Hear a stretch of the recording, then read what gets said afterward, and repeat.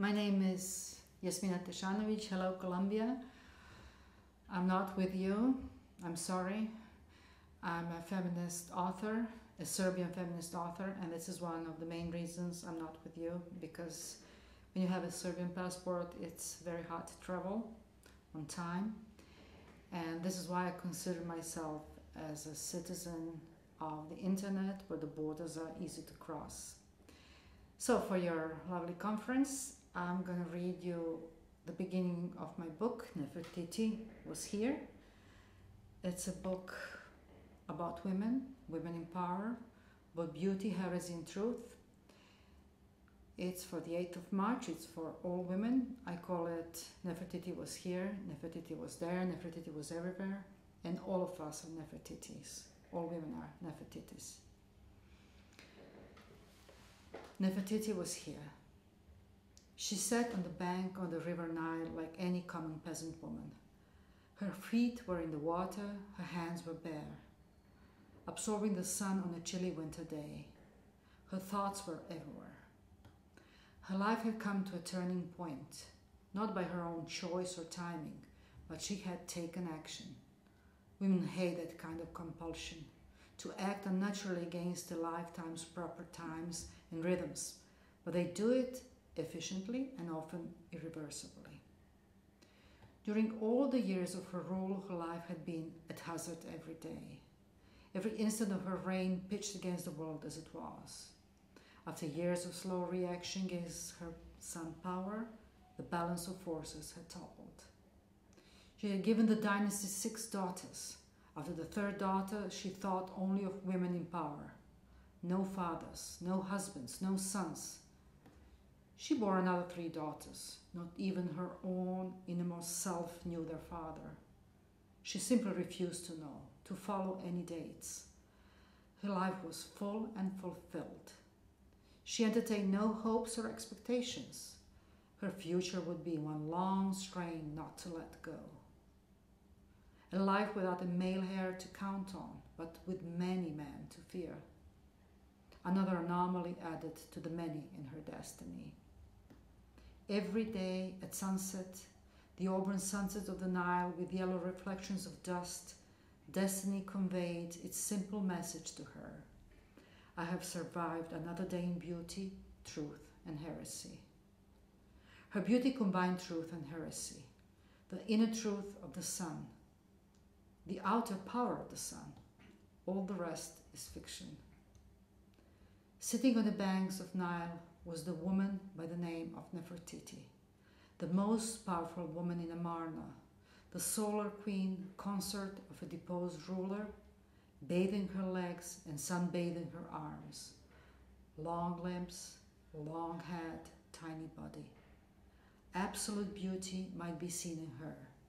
She could be anybody. And now I'm gonna speak something about the future of women.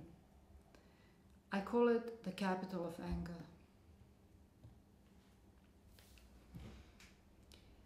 The global economic crisis has stirred all kinds of troubles.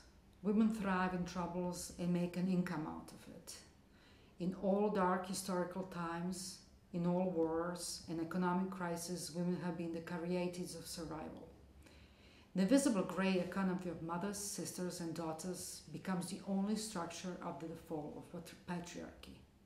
Oh yes, women are rich even when they're poor. In the 3rd millennium of the 3rd wave of feminism, we don't have a feminist movement, but a global network. It is standing on the shoulders of the last century feminisms, but it has no continuity. The global crisis had made women aware of the mainstream ghettoization of feminism. Thrust in the strong arms of the laws, biological quotas, culture, class, and race identities, NGOs, the issues of power have been marginalized. Through the pulverized power issues, the misbalance of power has remained the same. Women, human rights have been put behind the emergency of war, security issues, and economic crisis. The emergence of new fundamentalisms, dividing and demonizing the other, have pulverized the global feminist issues. Women's bodies have become territories of criminal deeds, from rapes used in wars as weapon of ethnic cleansing to quotas in democratic parliaments where personalities of women leaders have been thus annihilated. One topic has always been the litmus test, the freedom of reproductive choice. Today, in the era of raging fundamentalisms, Christian, Muslim, and other, women's bodies have been treated as war machines. On the territory of former Yugoslavia, rapes were used by all sides in order to change the ethnic structure of a territory. In San Salvador, where abortion is 100% prohibited even in the case of a certain death of the mother, the vagina is treated as a crime scene. In US, until Obama's victory, all health programs were conditioned by pro-life politics. The heroine of the third millennium is not an empress, a mermaid, a witch, a bitch, a singer, a dancer, a philosopher, a writer, a martyr. She can be all of that. But those are only words and roles from an old and dying language, so contagiously sick that it is choking civilization, capitalism, socialism, dictatorships, rich and poor, into one melting pot called the crisis. The crisis of capitals, values, institutions, opinions, the crisis of knowledge and survival.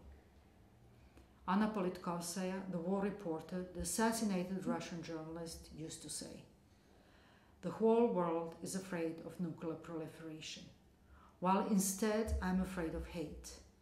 Nobody can predict the path of revenge that will take. The children from the camps will never forgive the children who grew up in cozy homes.